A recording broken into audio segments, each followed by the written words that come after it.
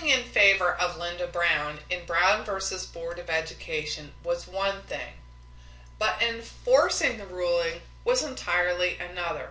The federal and state governments clashed when it came to making sure integration happened. When the governor of Arkansas tried to prevent African Americans from attending a previously all-white school, President Eisenhower sent federal troops into Arkansas to enforce the law and protect the students trying to attend the school.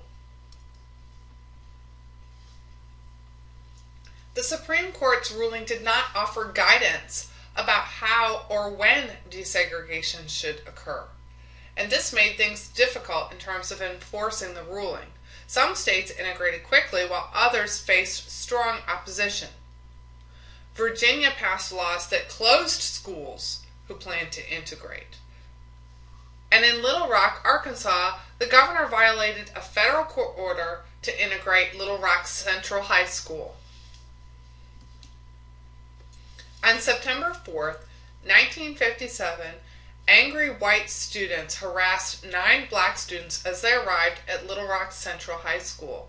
The Arkansas National Guard actually turned the Little Rock 9 away from the school and prevented them from entering the school for almost 3 weeks. Finally, President Eisenhower sent U.S. soldiers to escort the Little Rock 9 students into the school. Events in Little Rock revealed how strong racism was in some parts of the country. The picture on the right shows Elizabeth Eckford's first day of school at Little Rock Central, and she actually did not get to school that day. She had to be whisked away on a public bus.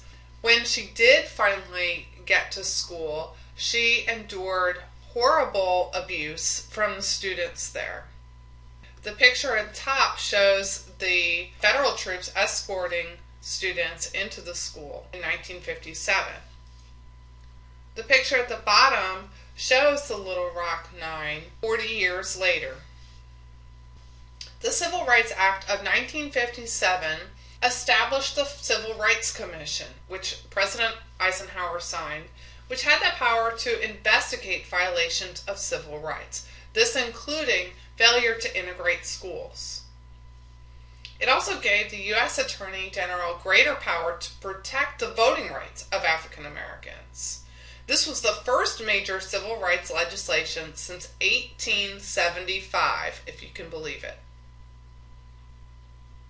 Rosa Parks, of course, was a famous African American woman who refused to give up her seat on a public bus, despite a white passenger's demands.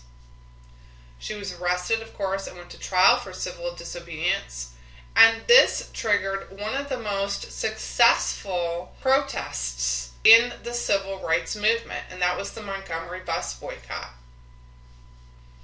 It was one of the largest and, again, most successful mass movements against racial segregation in history, and of course, it was launched by Martin Luther King. When Rosa Parks was arrested, the NAACP called for a one-day boycott of the city bus system. Community leaders formed the Montgomery Improvement Association, MIA, and selected Martin Luther King Jr. as its leader. African Americans continued to boycott the bus system, not just for a day, but for over a year, which of course hurt the bus system and the white businesses that depended on it. The Montgomery bus boycott was a crucial event in the 20th century civil rights movement because 75% of bus riders were black. And so if there was a boycott of the bus system, the city would be forced to pay attention to these customers. The boycott ended on December 20th, 1956, 380 days, so over a year after it had begun. In the next video, we'll talk more about Martin Luther King and his contributions to the civil rights movement.